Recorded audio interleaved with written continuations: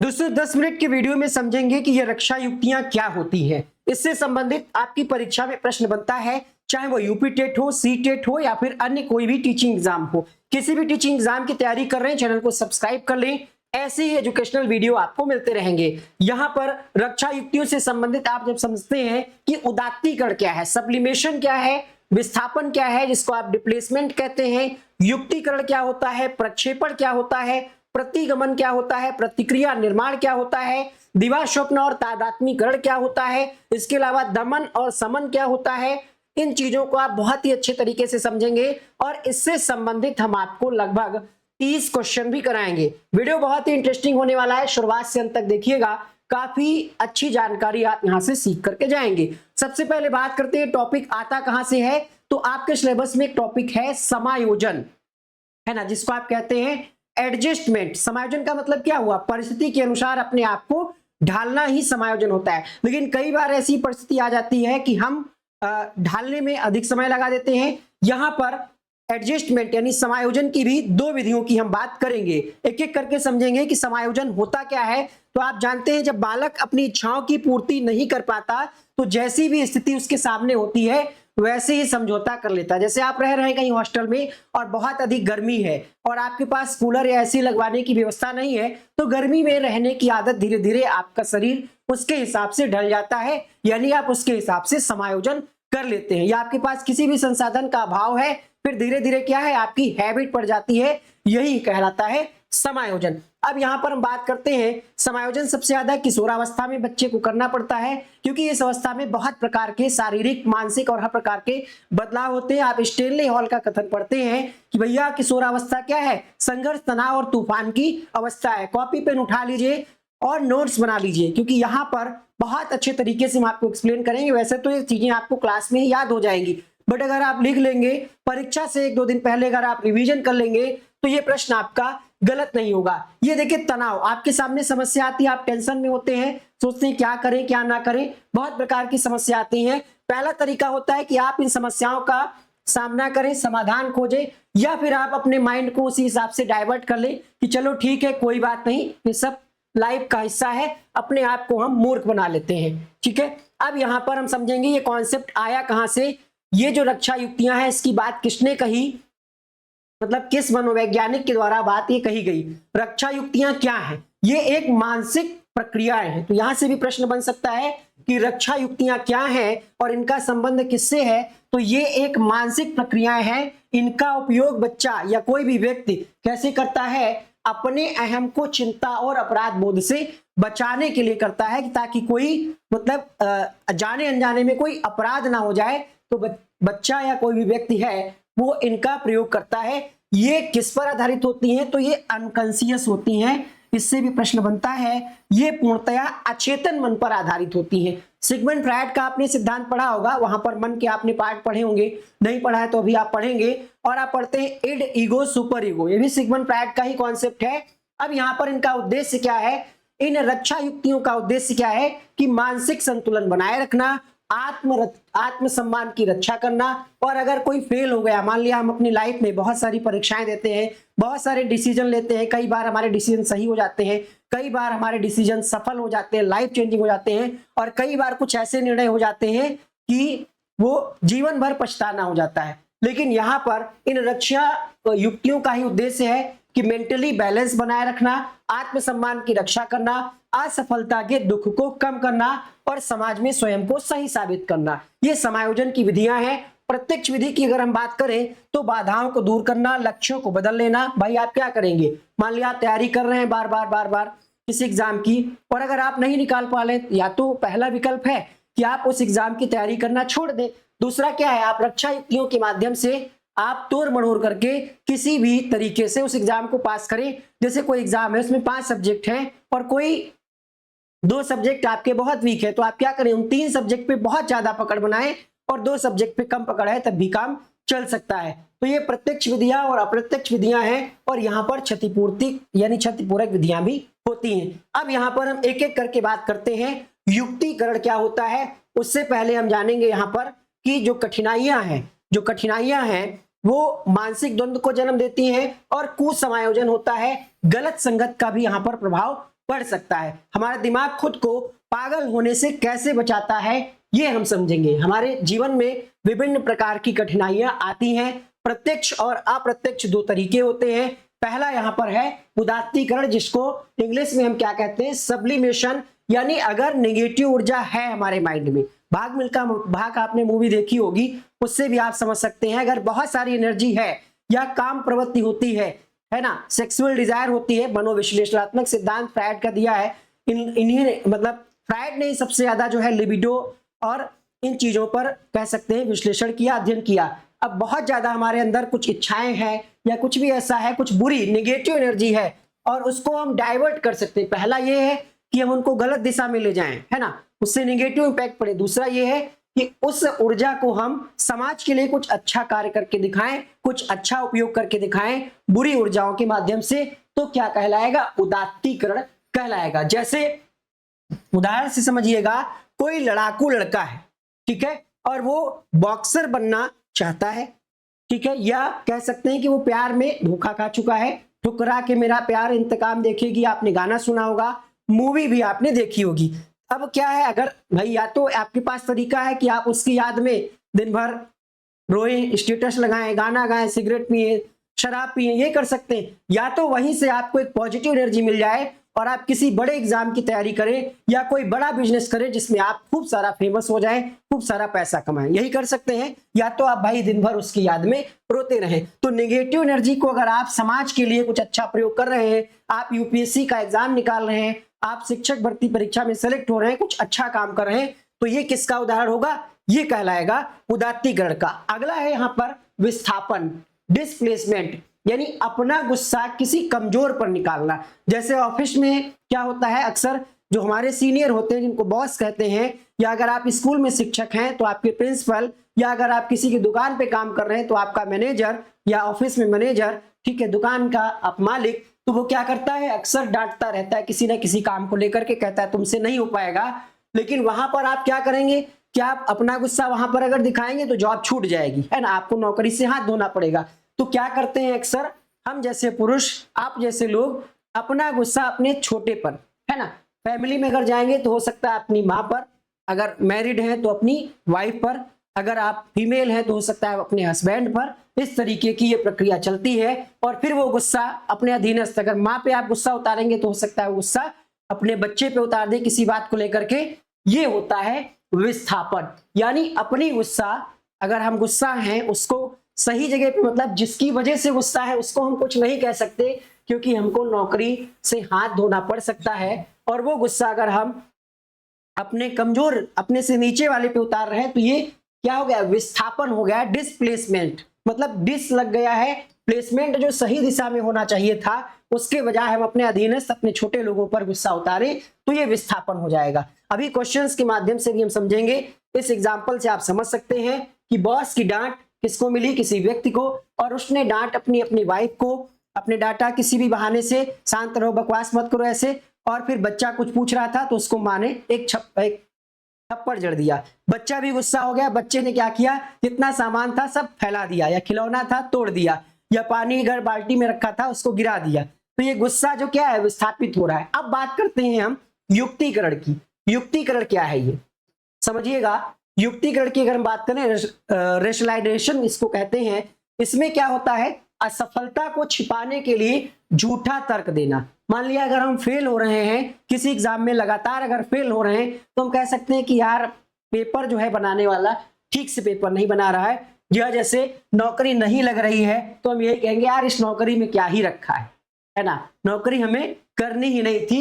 ये होता है युक्तिकरण, असफलता को छिपाने के लिए झूठा तर्क देना। जैसे आपने देखा होगा अक्सर बहुत सारे लोग परीक्षाएं देते हैं और जब उनका सिलेक्शन किसी वजह से नहीं हो पाता है तो कहते हैं यार हमें नौकरी नहीं करनी, बस ऐसे ही पेपर दे आते हैं ये देखने के लिए कि पेपर कैसा आता है। या बहुत सारे लोग क्या करते हैं, कोई भी बहाना बना लेते हैं, यानी झूठा तर्क देना ही, तर्क देंगे लेकिन वो तर्क सही नहीं होगा, झूठा होगा। अब बात करते हैं प्रक्षेपण का, प्रोजेक्शन इसको कहते हैं। इसमें क्या होता है, हम अपनी गलती हमने की है लेकिन हम उस गलती को दूसरे पे थोप देते हैं। जैसे अगर कोई किसी एग्जाम की आप तैयारी कर रहे हैं और आप उसमें फेल हो जाएं तो क्या कहेंगे, मास्टर साहब ठीक से पढ़ाते ही नहीं है, क्वेश्चन पेपर बहुत कठिन आ गया, अपनी गलती हम नहीं मान रहे हैं, दूसरों की गलती दे रहे हैं कि भैया वैकेंसी बहुत कम थी, अब क्या होता उसमें हम, तो ये कह सकते हैं नाचना आवे आंगन टेढ़ा। वही वाली कहावत है कि नाचना आता नहीं और गलती दे रहे हैं कि आंगन सही नहीं है, यानी जगह जो है नाचने वाली वो सही नहीं है, या हम कह सकते हैं कि गाना अच्छा नहीं डीजे वाला लगा रहा था, इसीलिए हमने डांस वहां पर नहीं किया। ये हो जाता है प्रक्षेपण। प्रतिगमन क्या होता है, हम टेंशन में हैं लेकिन फिर भी हम ऐसी हरकतें कर रहे हैं जैसे लग रहा है कि हम बचपना अवस्था में आ गए हैं, है ना। ससुराल में परेशान होने पर लड़की जब अपने मायके में जाती है तो वहां पर फूट फूट करके रोती है, कहती है मम्मी मुझे वहां नहीं जाना, वहां के लोग अच्छे नहीं है। अब तनाव है लेकिन रो करके उस गुस्से को दिखा सकते हैं। ये होता है प्रतिगमन, यानी तनाव में बचपन की ओर लौटना, ये हो जाता है आपका प्रतिगमन के अंतर्गत। प्रतिक्रिया निर्माण में क्या होता है, मन में कुछ और बाहर की कुछ और, है ना। चिड़चिड़े फूफा जी को देखकर भी मुस्कुराते, मतलब कुछ चीजें हमें नहीं पसंद है लेकिन फिर भी हमें उसको सम्मान देना पड़ रहा है, हमें उससे मिलना पड़ रहा है, उससे बात करना पड़ रहा है। मन में कुछ और बाहर से कुछ और, ऊपर से कुछ और अंदर से कुछ और, ये होता है प्रतिक्रिया निर्माण में। इससे कम क्वेश्चन बनता है। दिवा स्वप्न बनाम तादात्मीकरण, तादात्मीकरण से क्वेश्चन बनता है। तादात्मीकरण का मतलब होता है दूसरों में अपनी सफलता खोजना, ठीक है। खुद असफल होने पर सफल व्यक्ति की नकल करना ही तादात्मीकरण कहलाता है। दिवा स्वप्न का मतलब क्या है, कल्पनाओं में खो जाना। जैसे हम साइकिल से अगर चल रहे हैं तो हमको सपना आ रहा है कि भैया कल हमारे पास बाइक होगी, और जो बाइक वाला है उसको सपना आ रहा है, सोच रहा है कि हमारे पास कार होगी। यानी दिवा स्वप्न का मतलब ही है दिन में सपने देखना, यानी कल्पनाओं में खो जाना। अब यहाँ पर दमन और समन से क्वेश्चन बनता है, रेस्पिरेशन और सप्रेशन। रेप्रेशन इसका संबंध अचेतन से होता है और समन का संबंध चेतन मन से होता है। अचेतन का मतलब क्या होता है, जैसे आप किसी के साथ रिलेशनशिप में थे और फिर आपसे वो अलग हो गया, तो दर्दनाक जो यादें हैं या अच्छी यादें हैं जो उसके साथ की बिताई हुई यादें जो हैं, उनको क्या करना, दर्दनाक यादें अपने आप दिमाग से दब जाना ही क्या कहलाता है, दमन, ठीक है। कुछ अगर नेगेटिव आपकी लाइफ में कभी हुआ है, कोई दर्दनाक हादसा हुआ है, कोई दुर्घटना ही हो गई थी जिससे आपको बहुत गहरा सदमा लगा था, और उसको अगर आप भूल जा रहे हैं अनकॉन्शियस में, तो ये हो जाता है दमन। समन की बात करें, जानबूझकर भूलने की कोशिश करना कि चलो ठीक है जो हुआ सो हुआ, उसी बात को हम लेकर के थोड़ी बैठे रहेंगे। किसी एग्जाम में अगर आप फेल हो गए हैं तो उसी का आप रोना रोएंगे या फिर आगे की तैयारी करेंगे, यही कहेंगे जो हुआ सो हुआ, कोई बात नहीं, अगली बार प्रयास करेंगे, हो जाएगा, है ना। यहां पर अस्वीकार, सच्चाई मानने से मना करना। कबूतर का बिल्ली को देखकर आंखें बंद कर लेना, मतलब पूरा हम डिनायल ही कर दे रहे हैं कि हमने तो कुछ देखा ही नहीं। यहां से क्वेश्चन बनता है दमन वाला, याद रखिएगा, दर्दनाक यादें अपने आप दिमाग से सब दब जाना। आश्रित होना यानी डिपेंडेंसी, लगातार असफल होने पर अपने फैसले दूसरों पर छोड़ देना।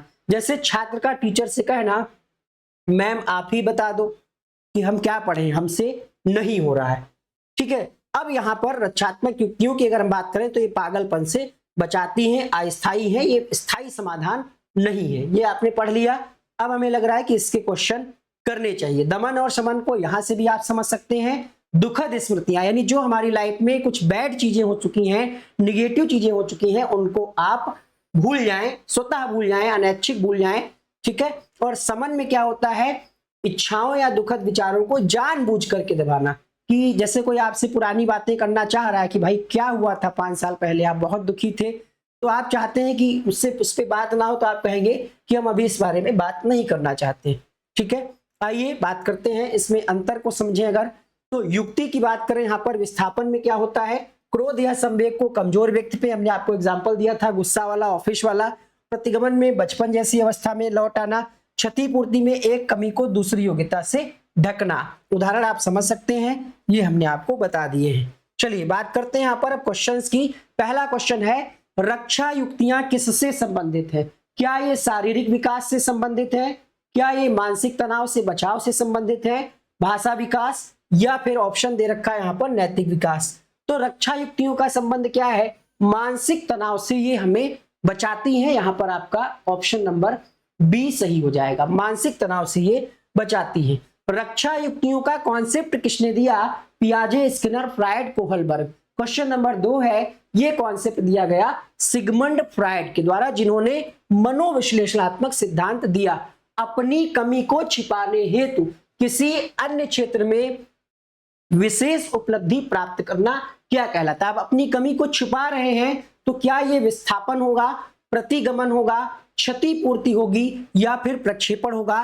क्वेश्चन नंबर 3 की अगर हम बात करें, प्रश्न संख्या 3 की अगर हम बात करें तो यहां पर आपका आंसर क्या हो जाएगा, किसी अन्य क्षेत्र में अगर आप बना रहे हैं तो ये क्षतिपूर्ति हो रही है ना। मान लिया 5 सब्जेक्ट हैं आपके पास किसी परीक्षा में और आपके 2 सब्जेक्ट वीक हैं और आपके 3 सब्जेक्ट अच्छे हैं, तो आप चाहते हैं किसी अन्य क्षेत्र में अगर विशेष उपलब्धि बन जाए तो ये क्षतिपूर्ति है। कमी को एक तरीके से आप पूरा कर रहे हैं तो ये हो गया क्षतिपूर्ति। ठीक है, क्रोध किसी और पर लेकिन किसी और पर निकाला जाए तो ये विस्थापन होगा, दमन होगा, युक्तिकरण होगा या फिर तादात्म्य होगा। क्वेश्चन नंबर 4 की अगर हम बात करें तो यहां पर आपका आंसर हो जाएगा विस्थापन, है ना। गुस्सा किसी और का निकाला किसी और पे जा रहा है तो ये क्या कहलाएगा, विस्थापन कहलाएगा। असफलता का झूठा लेकिन तर्कपूर्ण कारण बताना क्या कहलाता है, दमन, युक्तिकरण, प्रतिगमन, उदात्तीकरण, है ना। तर्कपूर्ण, अगर असफल हो रहे हैं तो हम कहते हैं कि भैया टीचर ने सही से पढ़ाया ही नहीं, क्वेश्चन पेपर सही से क्वेश्चन पेपर बनाने वाले ने बनाया ही नहीं, तो इसमें क्या हो जाएगा, क्वेश्चन नंबर 5 में आपका उत्तर हो जाएगा युक्तिकरण की बात करेंगे यहां पर। अगला है दर्दनाक अनुभवों को अचेतन मन में दबा लेना क्या कहलाता है, दमन, विस्थापन, प्रक्षेपण, प्रतिगमन, तो इसको हम कहेंगे दमन के साथ जाएंगे।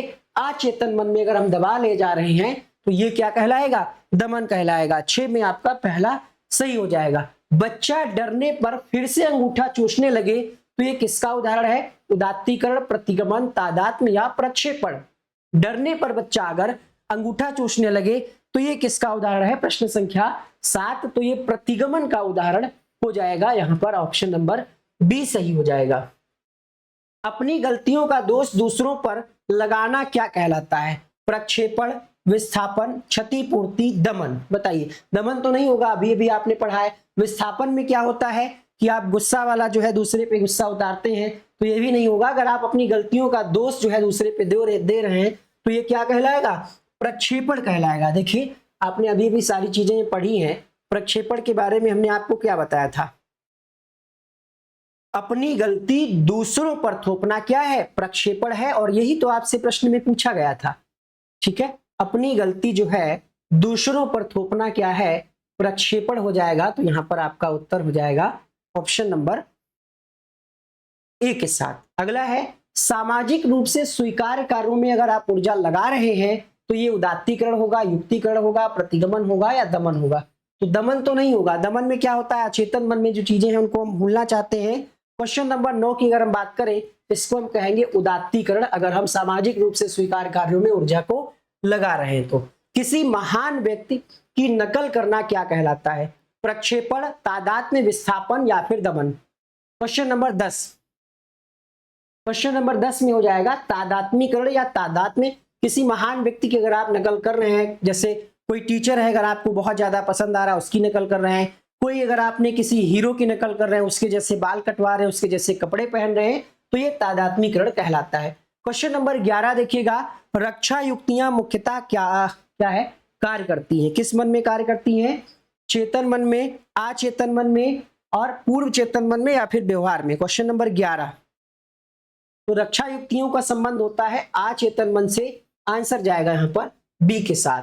अंगूर खट्टे हैं किस रक्षा युक्ति का उदाहरण है, युक्तिकरण, दमन, प्रतिगमन, विस्थापन। तो ये युक्तिकरण का उदाहरण है, अंगूर खट्टे हैं, है ना। क्वेश्चन नंबर 12 में आपका पहला ही विकल्प सही हो जाएगा। क्वेश्चन नंबर 13, विद्यार्थी परीक्षा में असफल होकर कहे कि पेपर ही गलत था, तो ये किसका उदाहरण है, क्षतिपूर्ति तो नहीं होगा, आप किसी चीज की पूर्ति तो यहां पर नहीं कर रहे हैं। क्वेश्चन नंबर 13 की अगर हम बात करें तो ये युक्तिकरण का उदाहरण हो जाएगा। ठीक है, आप कहें कि पेपर ही गलत था तो ये युक्तिकरण का उदाहरण है। बॉस की डांट के बाद घर पर आकर बच्चों पर गुस्सा करना, तो ये विस्थापन हो जाएगा। 14 में आपका सी सही हो जाएगा। क्वेश्चन नंबर 15 है, रक्षा युक्तियां जो है व्यक्ति को किससे बचाती हैं, तो तनाव और चिंता से बचाती हैं। विकल्प यहां पर बी सही हो जाएगा। कौन सी यहां पर रक्षा युक्ति नहीं है, तो आपने सभी रक्षा युक्तियों को लगभग पढ़ा है, इसमें आपने प्रेरणा नहीं पढ़ा है, ये एक अलग टॉपिक है, मोटिवेशन एक अलग टॉपिक है। जो किसी कार्य को करने के लिए एक तरीके से गति प्रदान करता है, स्पीड प्रदान करता है। ठीक है, अधिगम से संबंधित आप पढ़ते हैं इसमें। अपनी असफलता छिपाने हेतु बहाने बनाना क्या है? उदात्तीकरण, युक्तिकरण, प्रतिगमन, तादात। बताइए, अगर आप असफल हो रहे हैं, तर्कपूर्ण रीजन दे रहे हैं, तो इसको हम क्या कहेंगे? इसको हम युक्तिकरण कहेंगे। आंसर जाएगा बी के साथ। अगला है यहां पर, कलाकार अपनी भावनाओं को कला में व्यक्त करे, ये क्या है? उदात्तीकरण है, विस्थापन है, दमन है, प्रतिगमन है। देखिए, कलाकार है अगर अपनी भावनाओं को, अपनी एनर्जी को सही जगह लगा रहा है तो ये क्या हो जाएगा? चलिए आंसर करिए। क्वेश्चन नंबर 18 आंसर हो जाएगा यहां पर उदात्तीकरण के साथ। अगला है क्वेश्चन नंबर 19, देखिएगा, भय या चिंता के समय बचकाना व्यवहार करना। ठीक है, टेंशन है और आप बच्चों जैसा अगर व्यवहार कर रहे हैं, वही ससुराल वाला जो एग्जांपल दिया था, तो ये क्या हो जाता है? प्रतिगमन हो जाता है। इसको हम क्या कहेंगे? इसको हम प्रतिगमन कहेंगे। अगला है, रक्षा युक्तियां व्यक्ति की सहायता करती हैं तो तनाव को कम करने में सहायता करती है। 21वां है, अपनी कमियों को दूसरे में देखना क्या कहलाता है? तादात्म्य, प्रक्षेपण, दमन, प्रतिगमन। चलिए आंसर करिए। क्वेश्चन नंबर 21, ठीक है, प्रक्षेपण कहलाएगा। अगर आप अपनी कमियों को दूसरे में देखते हैं तो ये प्रक्षेपण कहलाएगा। अभी भी तो आपको दिखाया था, अपनी गलती दूसरों पर थोपना, ये क्या है? प्रक्षेपण है। तो आपका आंसर जाएगा प्रक्षेपण के साथ। चलिए आगे बढ़ेंगे अगले प्रश्न के लिए। क्वेश्चन नंबर यहाँ पर 20 हो चुके थे।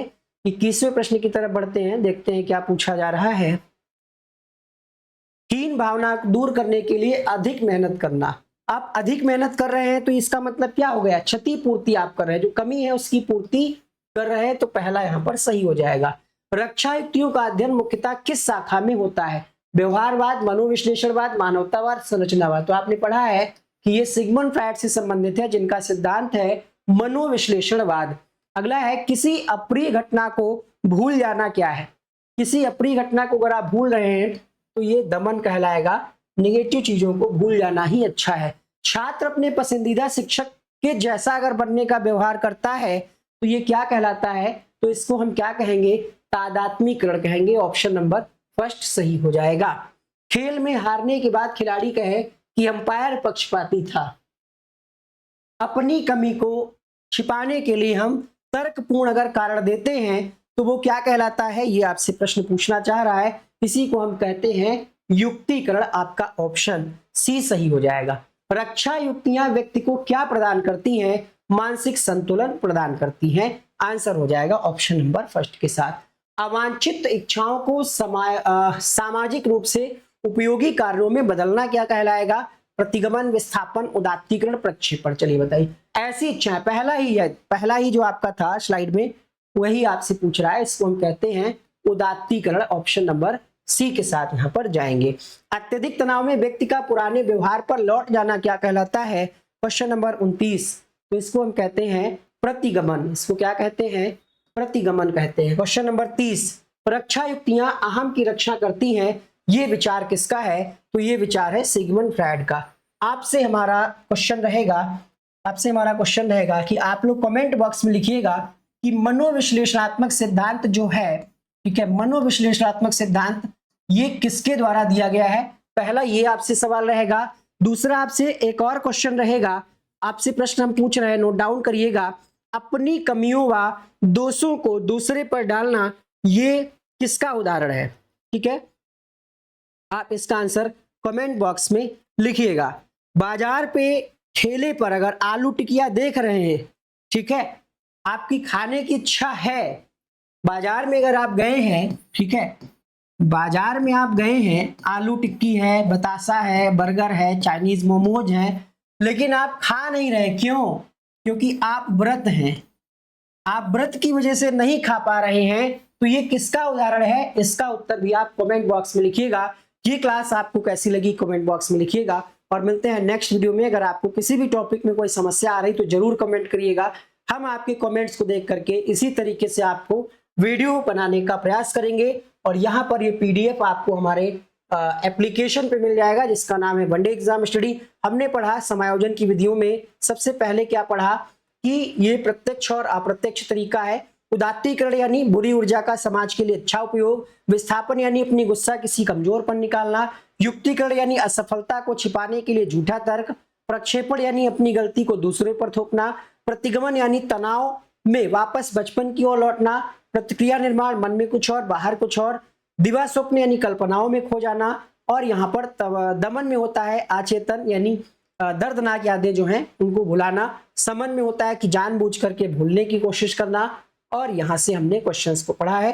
चलिए मिलते हैं नेक्स्ट क्लास में। आप सभी का इस वीडियो को अंत तक देखने के लिए बहुत बहुत शुक्रिया।